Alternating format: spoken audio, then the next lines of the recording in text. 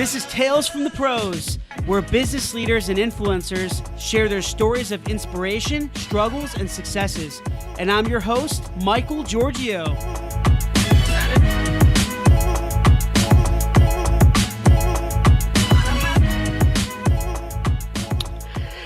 Hey everyone, welcome to Tales from the Pros. Hope all of you are doing very, very well.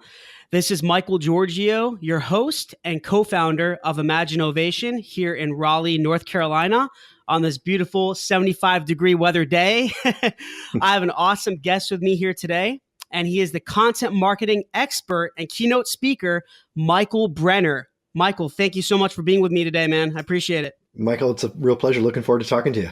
Yeah, absolutely. So, Michael, from what I've done a lot of research on you, and I know that you're a globally recognized keynote speaker. You speak around the country or even around the world. Is that right? Yep. Awesome. You're an author of The Content Formula, which we're going to talk about, and also the CEO of the Marketing Insider Group. Mm-hmm. And you work in leadership positions in sales and marketing for global brands like SAP. Is it SAP or SAP? I always wondered that. They say it SAP. Okay, SAP and Nielsen, as well as for thriving startups. So, Michael, thank you so much again for being with me, and I can't wait to talk with you. I think we're gonna have a great conversation here. So, yeah. So Michael, I really, we talked a little bit about this earlier, and I know you're super busy. Like we talked about, you're speaking around the country, around the world. You're CEO, and you're busy, coaching different companies and large companies and startups in regards to their content marketing plans and strategies. With all that being said, how on earth do you have the time to post so much content on Twitter and all these social platforms? I mean, how do you do that? Do you have like an automated approach, or is it your team? Do you do it manually? Kind of what's your process? Because your content's amazing, by the way. It's just, there's so much of it where I'm like, how does he have time to do that? It's all robotic, man. I've got an AI driven machine learning robot that does all the content creation and sharing for me. No, it's a question I get quite a bit. And really? Yeah. And I kind of go back. I mean, I can explain sort of, I could probably spend an hour talking about how I got to the point, that I'm at, but it all really started with, when I first started, writing and blogging, and the first blog post I wrote was that, hey, there's a million blogs out there, and I'm here because I want to share what I know and share things that might be helpful, for folks that are experiencing the challenges that I'm experiencing. And so at that time I committed to, I'm going to write one blog post a week, and I'm going to share, like 4 or 5 things on Twitter every day, and maybe one thing on LinkedIn. And what I ended up doing over the years, that was probably about almost 9 years ago, is I started realizing that some things worked and some things didn't. And some platforms, it makes sense to publish more and to share more, and some platforms it doesn't. And so I'm, constantly testing it. Like even this week, for example, I'm moving from, instead of 1,000 blog post, per, or 2 per week, I'm doing one 2,500 word post this week and for the next 3 weeks. And so I'm basically always testing frequency. And, like a platform like Twitter, it moves so fast. I've got some semi-automation there. So for example, when sites like, Jay Bear or Content Marketing Institute, or some folks that I really, marketing profs, people that I really respect, when they share content, I automatically share some of that stuff because I know it's good. I know it's helpful. It meets all my criteria. When I do, sharing of my own stuff, that's all manual. So it looks like a lot. It's mostly manual when it comes from me. It's mostly automated when it comes from somebody else, but I would still say manually curated, in some form or fashion, or filtered at some point. But yeah, it's just, it's kind of, I always tell people that the trick in content marketing, and even in marketing overall, I think is building a machine that consistently reaches and engages people. And it's not any one thing doesn't really help you. It's the machine itself that, once you get it built, you can start to fine tune it. And that's really the trick to being successful, I think, in today's age. Wow. Amazing. And that's the thing, I saw some of your past interviews as well. And I saw some of your talks on YouTube at the Content Marketing Institute and some other conferences as well. And you talk about your, basically for you, the way you write content, right, and you upload it on all these different social platforms, you're not doing it in certain, like, you don't wake up in the morning and say, oh, for these next 2 hours you're not going to just socialize. You kind of do it sporadically through the day, right? And I Mm-hmm. think that engages a lot of your audience, because nowadays things are so robotic. You mentioned this before. Things are so robotic, and people don't want to feel that you're just kind of spamming out posts. So when you do it sporadically, it's kind of like, as corny as this sounds, it's coming from the heart, Mm-hmm. kind of. Mm-hmm. Yeah, I mean, basically, I've got about 13 tabs open in my Chrome browser right now, starting with Hootsuite and my inbox and my other inbox and Facebook and LinkedIn and, Buffer. And, so yeah, all of these platforms, I'm basically cycling through, I don't want to say hourly, but, probably, I do about 50 minutes of work every hour and 5 minutes of quick filtering and sharing, and 5 minutes to try to stand up and take a drink and go to the bathroom and maybe have Yeah, a snack, So, I mean, that's pretty much every hour of the day for me. that's cool. That's cool. I love it. It's kind of like how I am as well. I pretty much just do it on my own time sporadically, but we have certain processes that we follow too. Mm-hmm. And we'll talk about that. So, and this is what I want to kind of backtrack a little bit. So, everyone knows you as, you're a marketing expert. You work with large enterprise customers, and like I said, thriving startups as well. But what really inspired you, Michael, to getting in this space? Mm-hmm. Did you always have a passion for marketing? Not content per se, but marketing, like when you were back in college or when you were a kid? What was your purpose and drive behind all this? That's a really, I mean, depending on how far back you go, I can get more and less specific. So, so like if we go back to, high school, college, like I've got 4 kids now, and I've got one who's in high school and thinking about colleges. And, I tell them, hey, it's rare for somebody to know in high school what the heck they're going to do in life. Mhm. And I didn't even really know in college. I mean, I knew what subjects I was good at, and which ones I struggled with. I knew early on I wanted to, I wanted to get into the business world. I thought I could be effective. I thought about consulting. I thought about, finance. I thought about, different kinds of things. And Yeah. like most people, I think in the world, I just took the first job that I got. And, it had really nothing. I was an English lit major, so it really had nothing to do with my degree. But from that point forward, it's just been one continuous cycle of what's working, what do I like, what do I what do I have an interest in learning about? And Hmm. I actually have a term for this. I love Venn diagrams, and I believe that everything in life can be explained in one. And so I have a Venn diagram for happiness in life. And it's, what do you know, what do you love, and what does the world actually want? And the Awesome. intersection of those three things is essentially, it's kind of like every job I look back on was essentially, I was in one or two of those buckets, but not all three. And it's, Yeah. slowly, I think we all sort of, start getting to the center of those three circles. And, and I'd say that I'm lucky enough to say I'm there now. But it's really just been, hey, I was in sales, and what I found was that, trying to sell really hard didn't work, but sitting back and listening to customers and helping them face their challenges, that worked. So then I thought, if I could do this at scale, that'd be a lot more fun. And that's marketing, right? If you can help customers at scale, that's kind of marketing. So I moved Yeah, into, absolutely. I moved into marketing following that. And then, I saw a lot of people creating brochures and, spending hours in meetings talking about colors of logos and fonts. And I'm like, well, that's not for me. But there is a kind of marketing that does work. And at the time it was like SEO and paid search and web, even just building a website for some Right, companies. And yeah. basically, I went through, I guess, what we now call digital marketing, and sometimes, and some people call inbound marketing. But ultimately it just, it was me following that, what do I love, what do I know, and what actually works. And that, for me, has been, some form of, let's call it, content marketing, thought leadership, digital marketing, storytelling. Those are really the things that, in different, sort of conversations and audiences, those are the kinds of topics that I would say I found that I know I love and I think really work. Do you think that I mean, you being a marketer, having all this experience, do you consider yourself a people person? Because what's crazy? I've heard a lot. I've heard some marketers in different industries that would mention that they weren't really necessarily people they had good communication skills with people. They were just very strategic.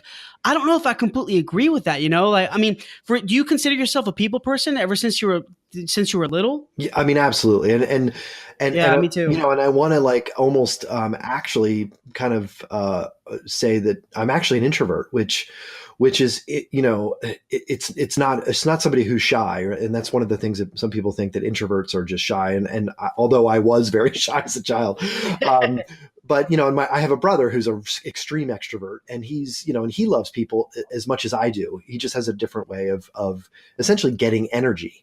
What I find as an introvert is that I get a tremendous amount of energy when I hang out with smart people, that I like, in a small group, and we have deep conversations about, sometimes it's about fun stuff, sometimes it's about important stuff, but small group interactions is where I get my energy.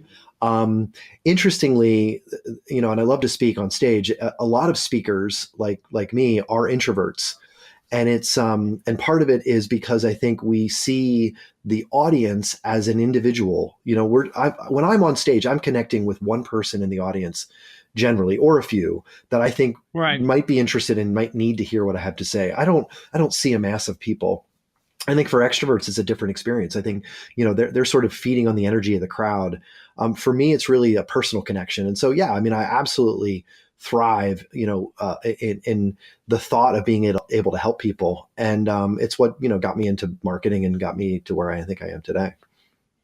Yeah, that's great. I think it makes a whole lot of difference when you have that energy behind what you do and that passion. And I think, and I'm kind of the same way. I mean, I just love people. I mean, this is one of the main reasons why I have this podcast. I love interviewing people and learning about people's stories, and that's helped me to become good in marketing. At least in my opinion, obviously I'm biased, but I would think that that's helped me to get to where I am as well, because I love talking to people and learning about them, and that helps me understand my audience, right? And it seems like you're kind of the same way. Yeah, I mean, I actually have a little cheat sheet kind of on my desk here, and it's the letters TOE, and it's sort of the not to get too spiritual, but it's kind of the meditation I give myself every morning when I start the day. But Mhm. it's and end the day really. It's I really I strive to be thankful. That's the T. Optimistic and empathetic, and empathy is really where I think that people component comes in.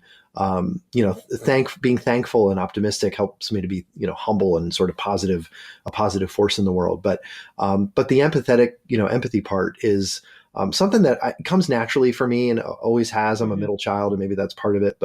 Um, but yeah, I mean, it's that connection, that thought of being able to help somebody was a really early insight, like I said, in my career as a salesperson, where I thought, hey, I've got this thing, I should go sell it. That didn't work for me. But when I sat back and said, hey, there's a guy or a gal across the desk here who's got real problems, and I might be able to help them with that. And if I can kind of empathetically show them what those solutions might be, I found real success in sales. And that same kind of empathy has helped me in the marketing space. We may come back to this topic. I know you wanted to talk about empathy at some Yeah, point, absolutely. No, I love it. but yeah, it's a I real key for me, and it's a driving force, I'd say, in the way that I approach the world. Yeah, yeah, absolutely. Thanks for bringing that up. I mean, I think empathy is huge, and having the right intent behind everything, not just in your career or in marketing or in your content creation, but I think in life Hmm. is very important. Being empathetic towards people. But yeah, we'll definitely touch on that in a little Hmm. bit. But I want to talk about, I know that you have a lot of experience in coaching companies and helping them strategize and plan, and companies that are more B2B. And you have experience in B2C as well, right? Or is it more B2B? Yeah, no, I mean, I spent a Kind of both. lot of my career in the B2B space. Um, Yeah. but most of it's interesting. Like at Nielsen, it was a B2B company, but all of our customers were consumer brands. Coca-Cola, Wrigley Gum, Helene Curtis, Sargento cheese. So Right. I've always had the B2B to C kind of perspective. Since I've been out on my own, it's probably 50-50. I've got financial service companies, I've got healthcare companies, I've got even Mhm. apparel brands. So it's about 50-50 B2B and B2C. The one thing that the common thread for me is pretty much considered purchase. Like a financial services company is a consumer brand, but they're considered Yeah. purchase, right? You need to think about whether you want to get a mortgage or, what kind of 401k loans, or loans you're going to get. Healthcare, in many cases is considered purchase. And B2B, obviously software is considered purchase. By considered, I mean, there's a lot of thoughts and a lot of questions and a lot of information that needs to flow. Unlike Yeah. a stick of gum, hey, I'm standing at the, checkout line at the grocery store and my breath might be stinky. So I'm going to buy some gum. Not really too much consideration there. So, some of those kind of consumer brands are not necessarily, right for me, but I have done some work for those as well. Cool. Cool. Yeah. I mean, you see all these, there's so much noise out there, right? And there's so much noise, there's so much clutter out there and all these social platforms. There's a lot of content. And it just seems like it's getting harder and harder to break through that clutter and through that noise.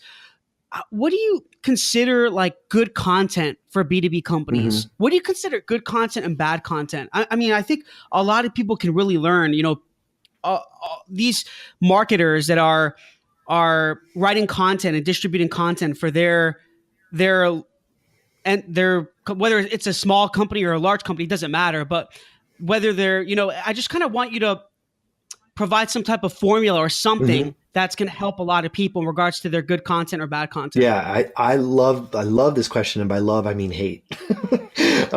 Somebody once asked me, "What do you?" That's how I'm asking Yeah, it. what do you do? What do you choose to write about? And I was like, the first thing that comes to my mind when I think about what should I write about is what really makes me angry. And so Mm-hmm. your question, not the question itself, or you, I appreciate the question, but this topic actually makes me really frustrated because I think there's a lot of folks that, whether it's their intuition or it's natural instinct, or there's, I think, consultants who've never spent an hour inside an actual corporate marketing department, saying, oh, the days of more are over. We need to create better content. And, you need to choose quality over quantity. I Mm-hmm. almost feel like I'm the only person out there saying that that's all BS.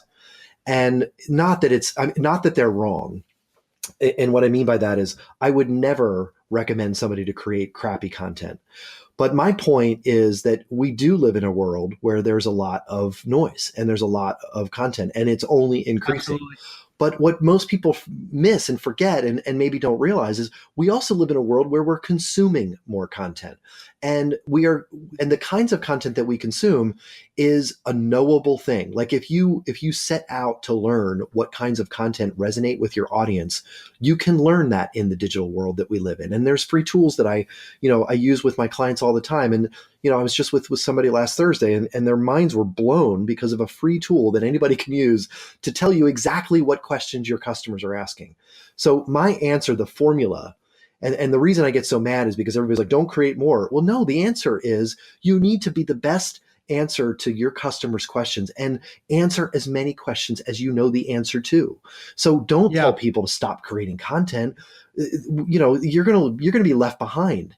But if you Mm-hmm. truly have a desire, like I think many of us do, to help our audiences, navigate the challenges that we all face in this world, then create more better content. So that's the formula for me. Aside from more better, is what is better? What is good content? And for me, it's simple. It's going to sound like a low bar, but it's basically just adequately answer the question that your customers may be asking. Like for me, it's, what is content marketing? What's the difference between content and content marketing? What's the ROI of content marketing? What does a good content marketing strategy look like? How do I develop a content marketing strategy? Do you have a template for content marketing? Should I create more or should I create more higher quality? Like all of these questions are good questions that I try to answer in the content that I create. And I would never say, hey, I'm going to only answer one question really well.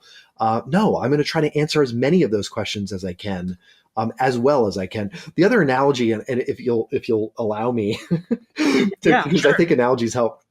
Another analogy I use with people is like it's like food. It's like eating.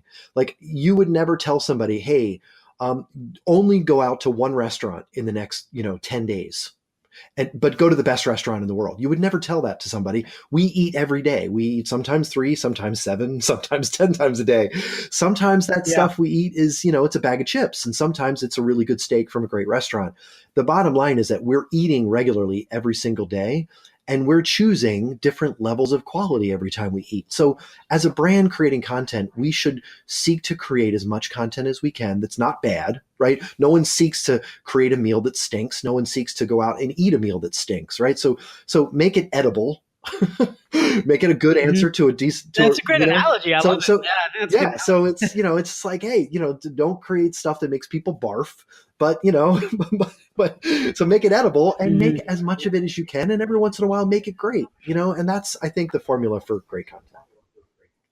So it's a lot about consistency, but I mean, and that's the thing I want to talk about on the quality side of things. What's considered, because I have this question too, what's considered good quality? Is it the types of images to use? Is it the maybe video? Is it the length of the video? Is it the quality of the video? Or do you think it's more about the overall message? Do you think it's not even necessarily the types of content like video or audio or written? Or do you think it's the actual message that you're trying to portray to your target audience? Yeah, you're leaning into or sort of inferring another one of my favorite ranty kind of questions. And it was something I faced at a former company with a boss who was really smart and I had a lot of respect for, but who he and I disagreed pretty adamantly about this topic. And it was what I call the unique point of view trap. And I was, as you can hear me, explaining in some of these questions, I believe in consistent quality content. Answer your customers' questions every single day as often as you can, as well as you can. And his point of view was, no, we should only create content that reflects our unique point of view. And my response was that if we create, the tree that falls in the forest that no one's around to hear, then it doesn't have an impact. So, so there's sort of a middle ground here, but my response, and I actually wrote an article that now ranks for the term, what is thought leadership? To me, thought leadership is not necessarily about being unique, but it's about being uniquely valuable. And so I don't buy unique selling propositions because this is the truth that no one wants to talk about. Nobody cares about what you sell. Nobody cares about your product. No one really cares about how unique you are. People just want the solution that's right for them at the time that they're seeking. Michael, I want to stop there. I want to take a second to for people to marinate that, for that to marinate. Let it marinate. Because I completely agree with that. I think there's so much salesy content crap out there.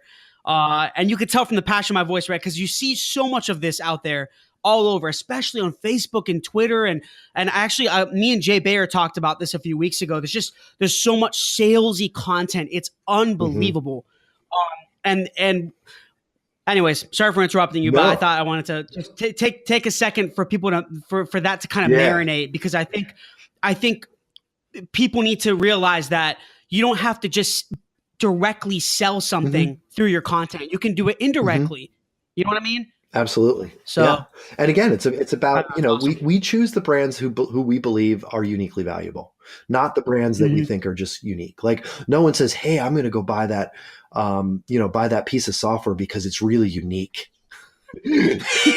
It doesn't happen. Like, hey, we looked at software solutions available in the marketplace, and this was the one that was uniquely valuable to us. And so nobody cares about what you sell. They only care whether it meets their needs. And so, that's why I come back to that with content. And I do think we should marinate on that thought.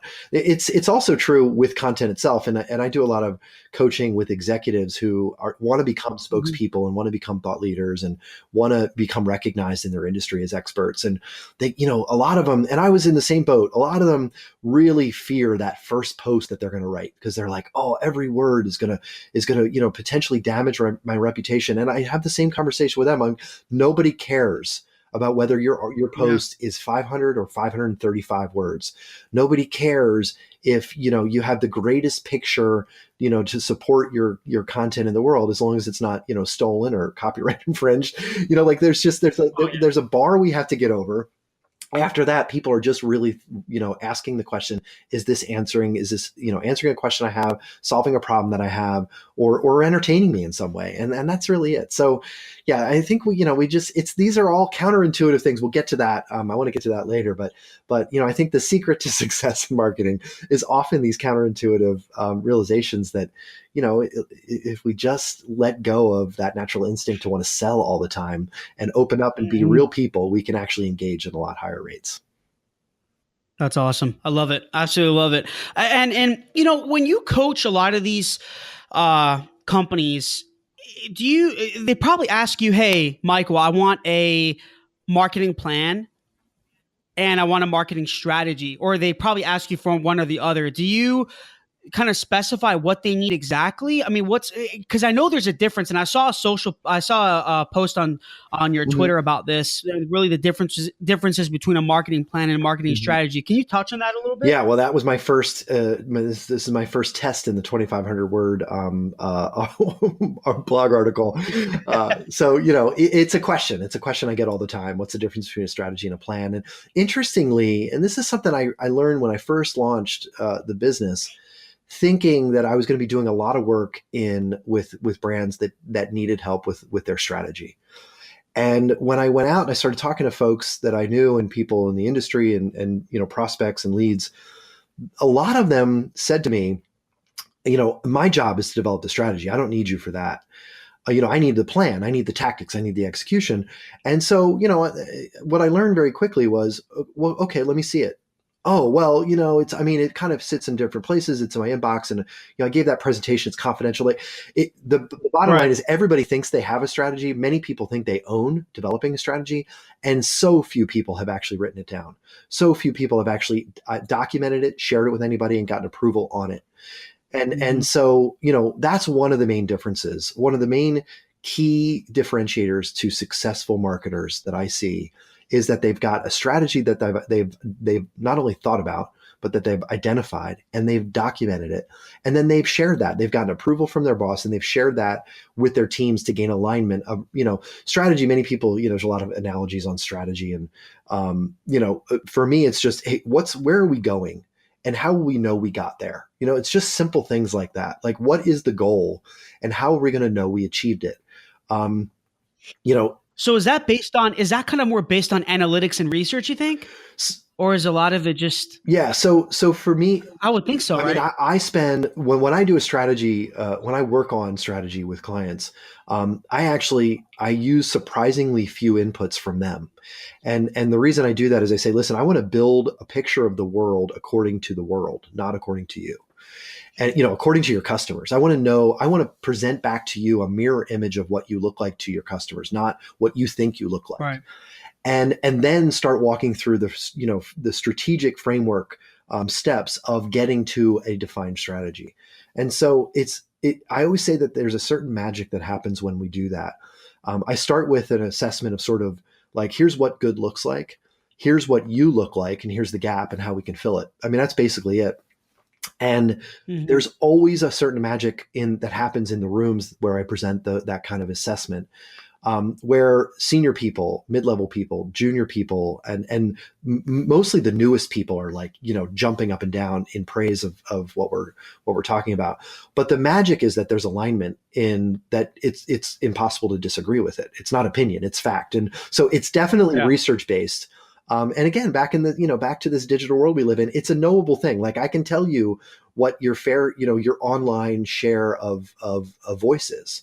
I can tell you how many people search for your company versus how many people search for the category of the product that you sell versus how many people search for your competitors. I can tell you how much content you create that you think is awesome that actually stinks and never gets shared or seen by anybody. And so it's, those kinds of factual statements, obviously without being overly critical, are all taken in the context and, constructive context of, how do we actually build something that makes sense so that the whole team can get on board? And then the second magical moment is then the plan. So the plan is, okay, we've got a strategy. We Right. know where we are and where we need to go. The plan is how to fill that gap. And the second magical moment is when the whole team gets on board and says, hey, there's 10 of us. And if I do one little piece and he does another little piece and she does another little piece, the 10 of us working together can create amazing amazing amounts of impact for the organization and for the customers we're trying to reach. So I really love, as exhausting as these workshops that I do sometimes can be, I'm almost always just energized and grateful coming out of them, just grateful for what I get to do in life, because, I just think that it fills a gap that a lot of folks have. That's cool. So so I would say, from talking about analogy, this might even be a bad analogy, and I want you to let me know if it is. So let me see if I can do this right. So a good analogy of a marketing plan and marketing strategy is the strategy is really the engine of the car, and the plan is essentially the wheel. I would say. What do you think about that? Because don't you think the plan is what executes, but the strategy is really what's done behind the scenes? It's really something that you don't see. So I mean, and again, this is just, I think that analogy works. I think at another layer, if you look outside of the car, you could say that the strategy is where the car is going, and the car is the plan to get there. and I like that better. So the wheels and there's fuel, right? There's an engine. So I think I could expand upon it, but I still think that the car works. I think the engine and the wheels definitely work as well. Yeah, I like your analogy better. Well, moving on. So what do you actually see with your experience in working with B2B companies and them doing their marketing and their content and working through their plans and strategies? What do you actually see? Like, what do they have to go through to actually see a large positive impact on their video, written, audio content? Well, like, what do you actually see? Where do you see the impact? Do you see it more from video or written, or you think everything? Yeah, I mean, you're hitting on all of my favorite ranty subjects. So, because I love video stuff. I love watching video. I think it's kind of more engaging than reading a blog. But that's just me. I don't disagree with that at all. But the answer to that question is it depends. It's kind of a typical consultant answer, but the challenge that I put to people that ask me that is if you ask that of Google, which types of content does Google like better? It depends. And the actual algorithm for Google, I call it the 3 V's. Google ranks sites that provide value, volume, and variety. And so you need all three. If you just wrote one great long blog post that's all text, Google's not going to, probably not going to rank your site for that keyword. Yeah. But if you write 10 of them and you create a video, an infographic, a podcast, a long form article, an ebook, a short list, if you do the value, volume, and variety, that's how you're going to see impact. So, that's really the secret. It's kind of an SEO sort of, nerdy answer, but it's true. So, should you create more video? Yeah. I mean, in general, as a society, we're consuming more video. Video is more engaging, I think, than text. It's kind of lean back. It's lean back kind of content, as they say, versus text, which is lean in content. It takes more effort. But you really need both. And that's the answer. If you want to be considered, if you want to be engaging, if you want to rank for certain keywords, you need to do all three of those V's. Value, it has to be good, a good answer to a question. Volume, you need to consistently create it, and variety, you need, if you look at a Google search engine results page, you'll see at the top it says, web, images, video, like there's different varieties of content that they're serving up when you type in a question into Google. So I think we all need to do the same. Yeah, I mean, I definitely agree with that, because I'll tell you, with our company, when we had to rank, I told you I have a technology company here in Raleigh, and we were not ranked at all. Obviously, when you start a business, you're not ranked. You're starting from nothing, and we're in a very competitive market in web development, web design, software development, and essentially, we had to. Well, our strategy was for SEO, and this goes back to content. Is I call it the give back approach. So we would write content for a lot of these publications. And I know this is offsite optimization. Their SEO is a combination of on-site, which is your keyword optimization on your website, your blogging, all that, right? Your keyword research. And then the offsite is like, excuse me, offsite is, social media and the content that you write to these other publications. And that's really what we did. We gave back to our audience, right? So I think you're right. It's a combination of different things. It's not just video or written. We kind of did it all, and it worked, and we're ranked for a lot of different keywords.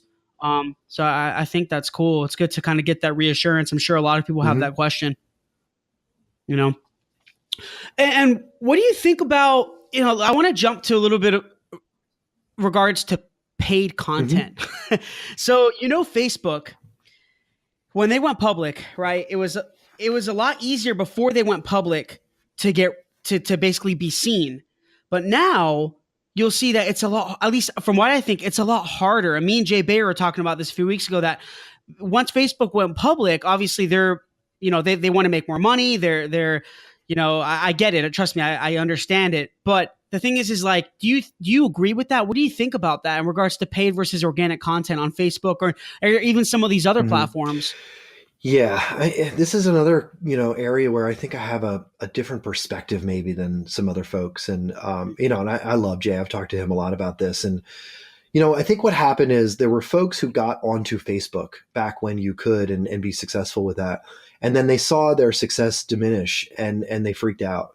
I never had that experience. And part of the reason for that is I've been preaching this sort of message of don't create content, create a destination that where you can become recognized as an authority on a topic, a destination that you own. And so a Facebook company page is not a destination you own, because Facebook can turn you off. They can give you no traffic. They can, they own it. You may think you own it, but they can turn it off. They can change the exposure to it. But your company.com, your website or a blog that you may have as a subdomain of your website, that's something you own. No one can take that away from you. And so I always looked at Facebook and Twitter and LinkedIn and now even Instagram and Pinterest and God forbid Snapchat as just distribution mechanisms. Taking the messages and the content I was creating that answered questions and sending it out into the world to the people that were asking those questions and on the platforms that people use to engage. So that's the first thing. Content marketing requires this perspective and this belief and understanding that you are publishing first on the destinations that you own, and you look at those other places, those social media outlets as destinations where you can engage people where they are. So that's the first important point. The second thing on your question specifically on paid and organic is that, it's becoming very, very difficult to gain exposure organically on Facebook. There are people that are actually doing it. Those recipe sites, they're doing a great job with those little, 30-second video recipe videos and things like that. Millions of views, and there's ways to do it. But the bottom line is, when I consult with companies, I tell them, I use the 1/3 rule. You should think about in your first year, spend about 1/3 of your budget on building the destination. And that would be with somebody like you, building out a website, a web presence, a customer experience that's digital and modern and engaging. Spend the other 1/3 on creating content. You've got to invest in creating customer-focused content and then figuring out how to optimize the journey down to a lead or a sale or whatever it is. The third piece of that budget is distribution. And I would call it paid distribution, over other terms like paid media or whatever. And what I mean by that is, boosts on Facebook or sponsored updates on LinkedIn, which are really, really effective for a lot of my B2B clients. Or even recommendation engines like Outbrain and Taboola. These are all content distribution platforms. They're not necessarily paid ads. And there's a difference. Like, I can go on Facebook and see an ad for fish oil. That's a paid ad. But if I go on Facebook and I see a boost of a post that says, hey, fish oil can help you lower your cholesterol and improve your heart health, and it's written by a doctor on Cleveland Clinic's website, I'm much more likely to engage in that piece of content. That's the difference between content distribution and paid ads. And so, those are the approaches that I recommend to people is write great content on the destination you own, and then make sure you've got some budget to distribute that content. And we could spend a whole nother hour on that topic as well. What's the right way, to Right. do that? But that's the approach I would think, people need to start with. That's cool. I love how you said that the difference between distribution and actual paid content. I don't think a lot of people think about that. I think, you know, I definitely think that there can be a plan implemented for that as well. I know that you probably talk to a lot of your enterprise level customers Hmm. about that, right? In regards to how to actually Hmm. execute that Absolutely. properly. Hmm. That's cool. I love it. So I want to jump here. I know this is probably your favorite question. Mm. Empathy. Okay. All right. So I believe in this strongly. I believe that if you have the right intent and motive behind what you're doing, that you'll be successful. I think you can engage and reach a lot of people the right way and make a difference, a positive difference, if you have the right intent. And even Google has a lot of articles written about this, that their algorithms even so complex that they can even monitor the intent Mhm. behind your content. Now, they're not going to say whether you're a good person or bad person or whatever it is, but they're going to know what your motives are, right? If you're trying to be salesy, or if you're trying to actually engage your audience the right way by providing value, right? And that's the way I think of it in regards to creating content. I think you have to have the right intent and be empathetic towards your audience when creating any type of content. And I think even that goes to when you're building your business.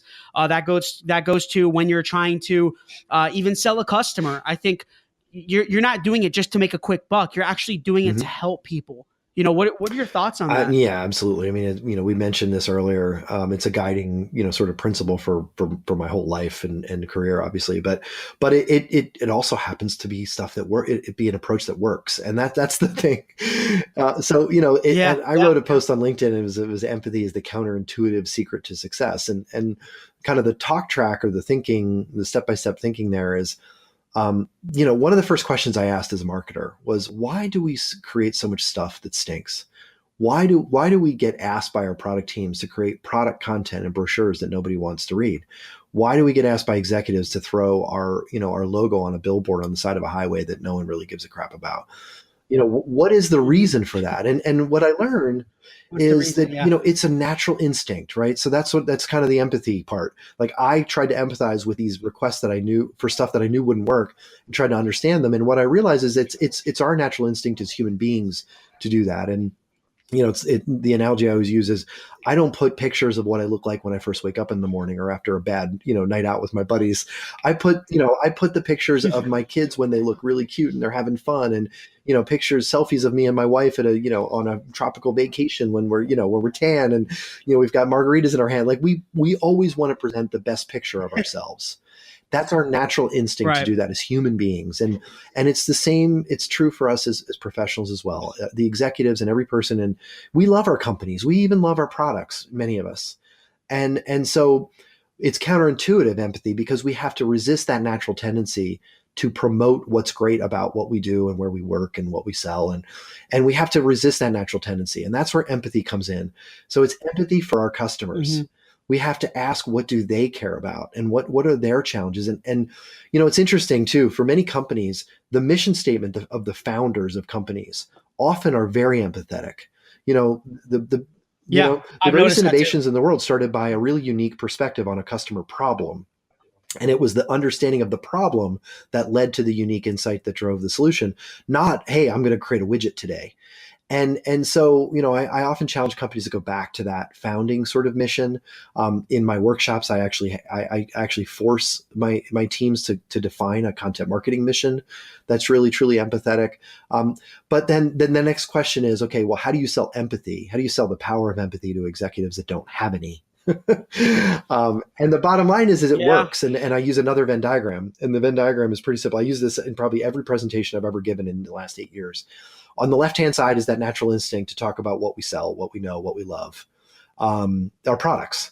On the right-hand side is what our audience is actually interested in. And this is a noble thing. In today's world, Google can tell us that people are interested in, cat kitten, puppy, and baby videos, and lots of gifs, and listicles, and what Disney princess are you? And, but there is an Right, overlap. right. There's an overlap between what the world is interested in and the things that you actually have a passion about inside your company. And that's the expertise that you have. And so that overlap Hmm. is that's the empathy. That's the things, how it overlaps with the things that the world is interested in.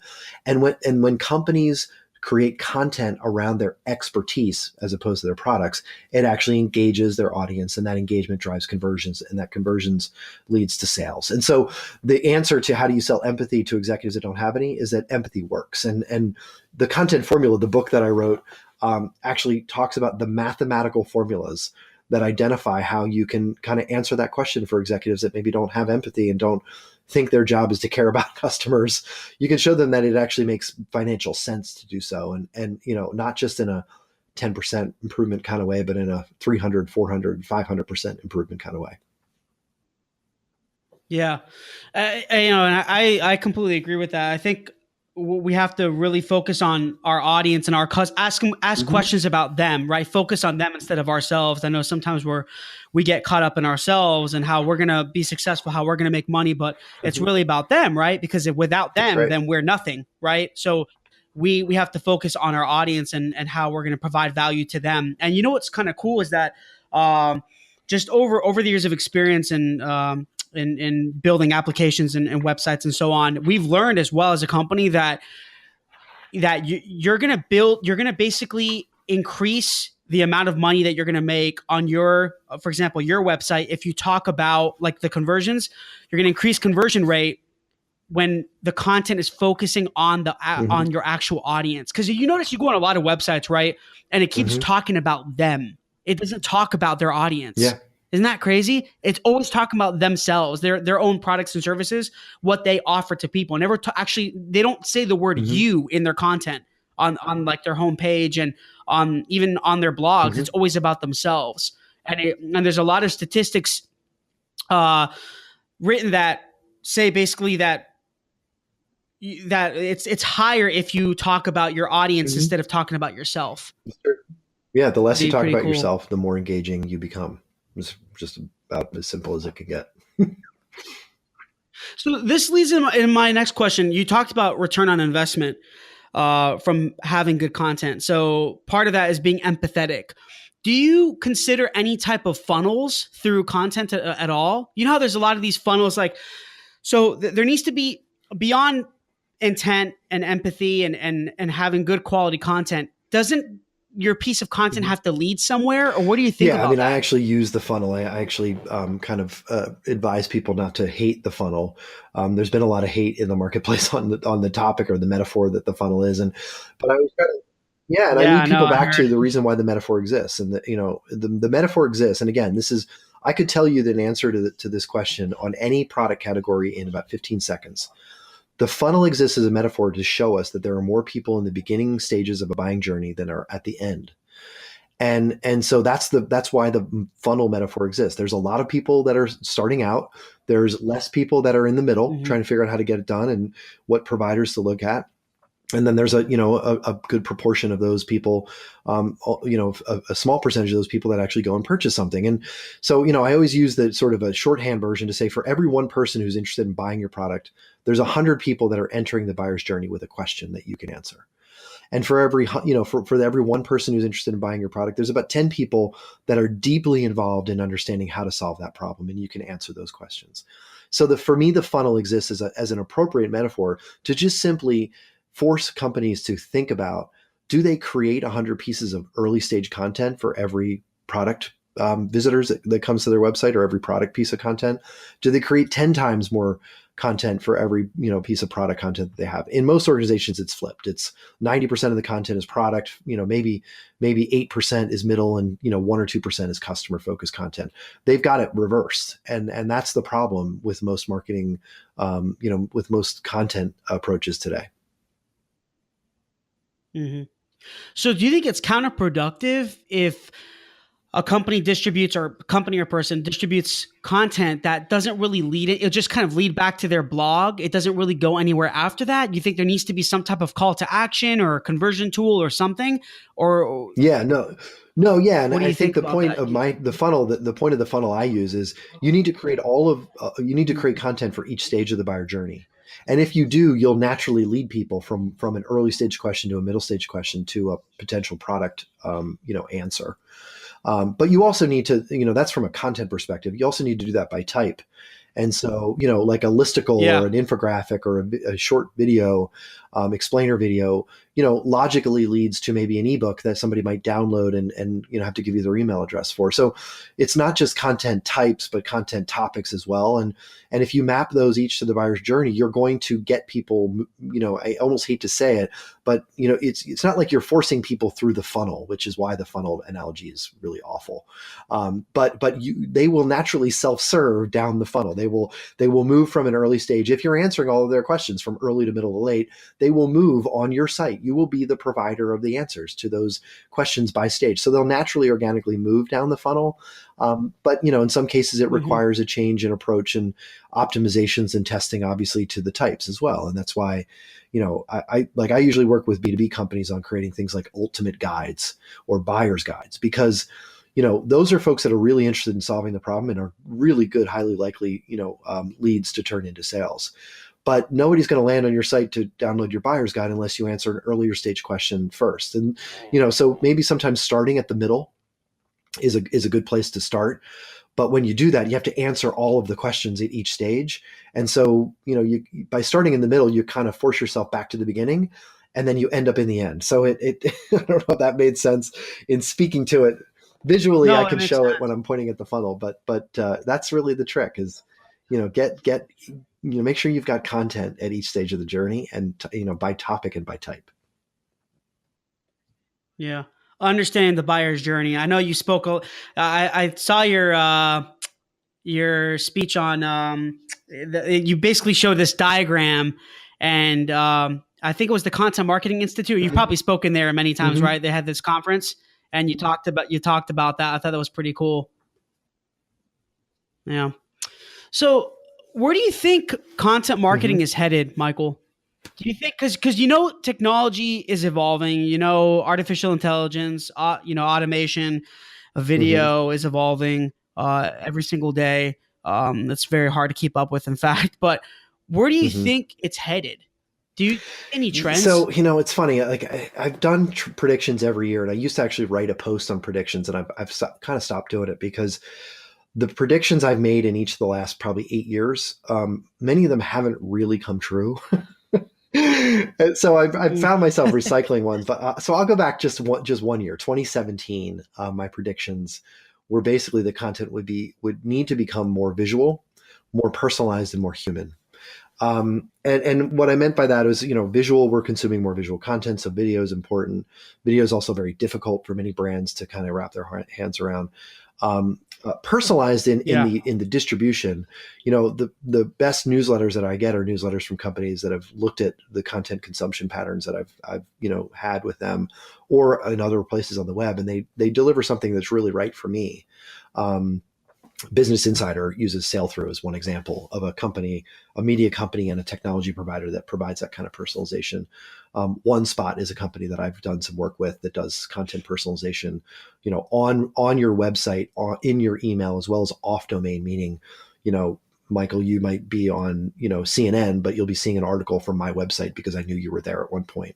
Um, so there are companies that do personalization pretty well, That's and then great. humanization is the topic that I leaned into on 2018, and the thought there is people. If you look at Edelman's Trust Barometer, they do a research every year that shows what people trust.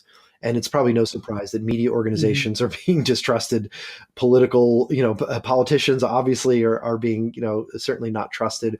Even executives in companies, even professors, folks, thought leaders that used to be, folks that we used to think of as, really, really trustful sources of information, we're now starting to distrust more and more.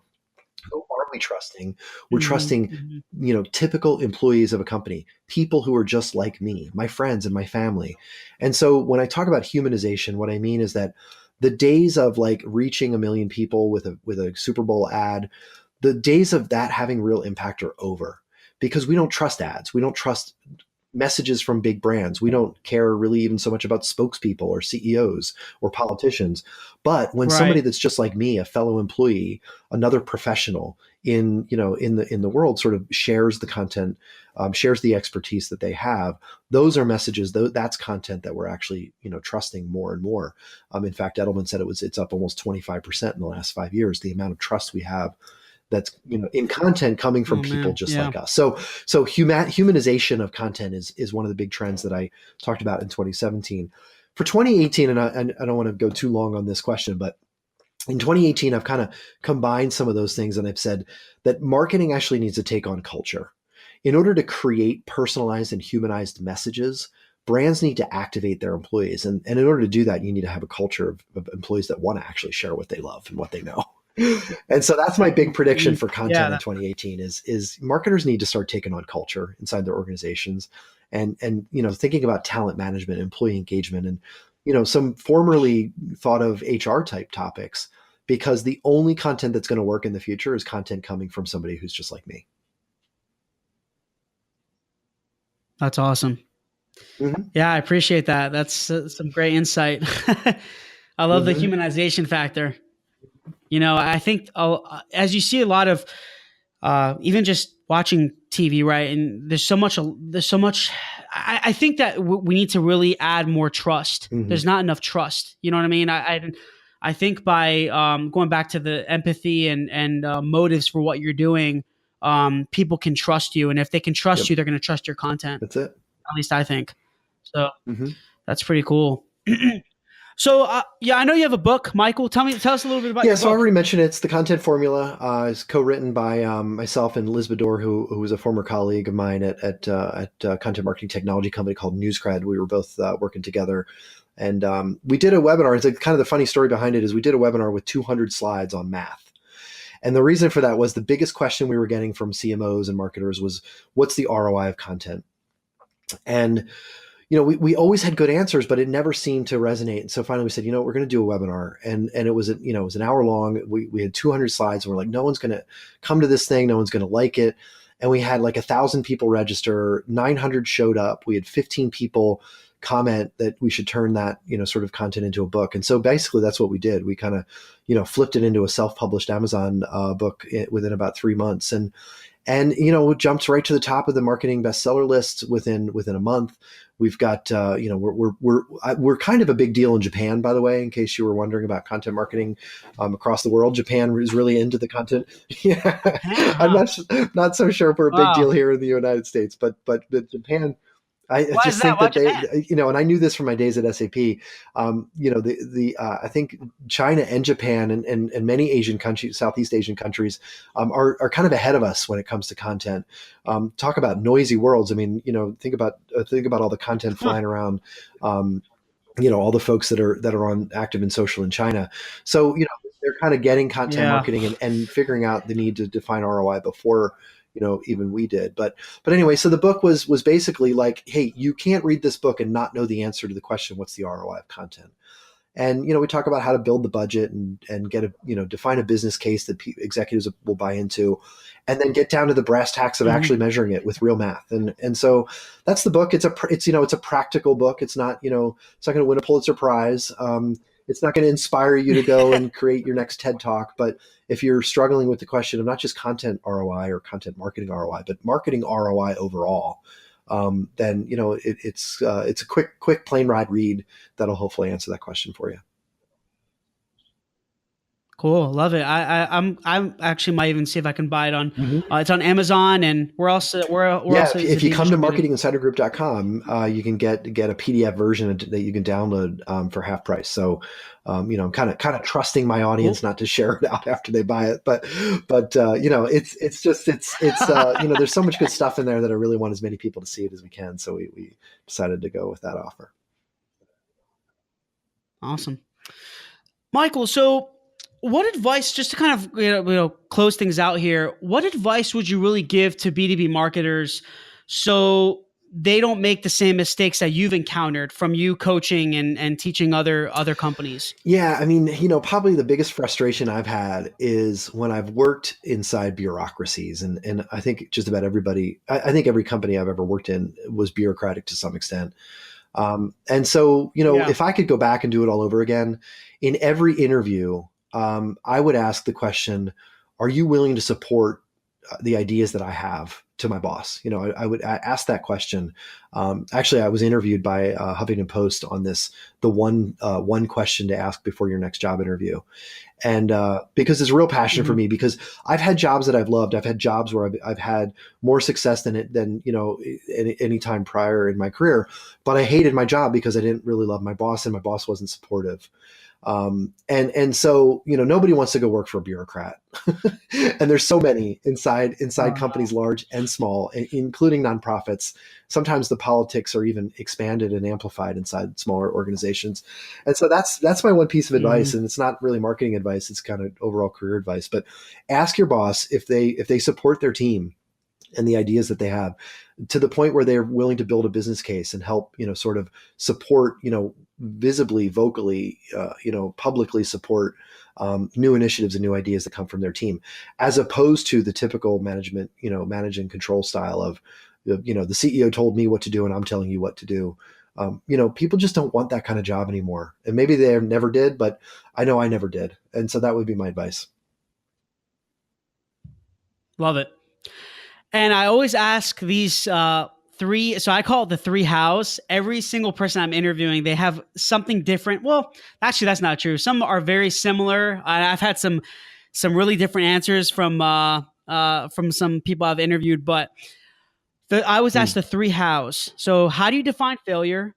How do you define entrepreneurship? And how do you define success? Okay. So, well, one at a time, right? So, how do I define failure? One at a time. Um, yeah, I think many people think of failure as a measurement against a yardstick. And Harvard did a study of people from like 100 years, and they looked at the most successful people, and they went back and they looked at some surveys that they did. It's one of the largest longitudinal studies ever done, and on success. And what they found Mhm. was that the one thing that attributed to success was not whether people had a yardstick and they measured themselves against it.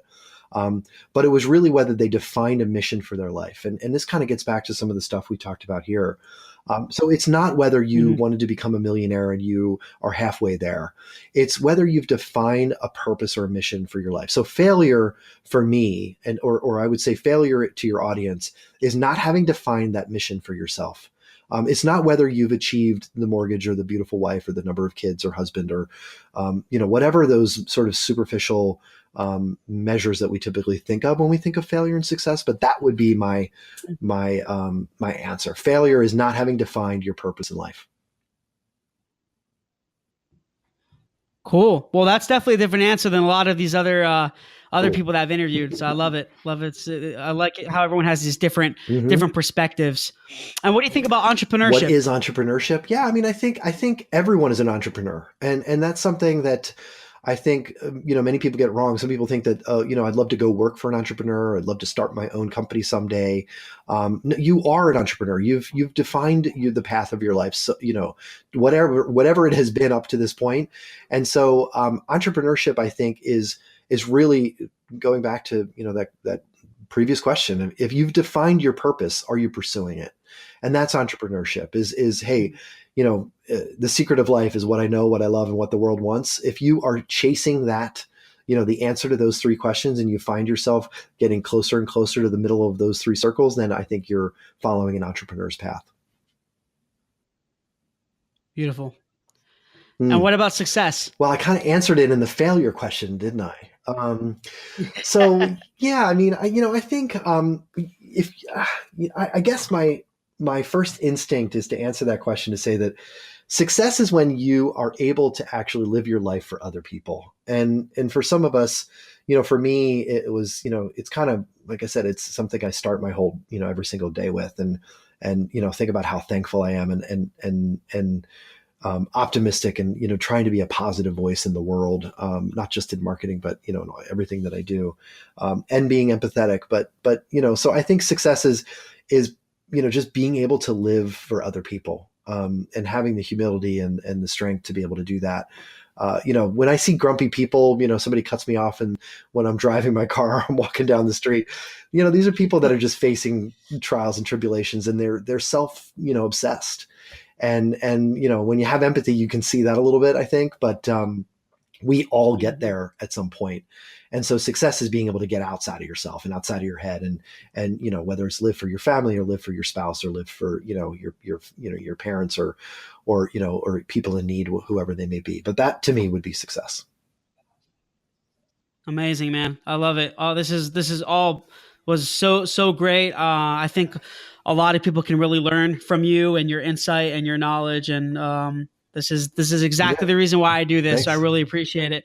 Michael, where can everyone find you? Me. So my website is marketinginsidergroup.com. You can find me on Twitter at Brenner Michael, so last name, first name, and certainly connect with me on LinkedIn, Facebook. I'm pretty active on both of those platforms. Not too much on Instagram. I'm there, but it's pretty much pictures of my kids. So pictures of my kids and pictures of margaritas on tropical destinations whenever I get to go. But yeah, which you exactly. mentioned. But yeah, feel free to reach out. I'd love to connect and happy to help anybody if you have any questions.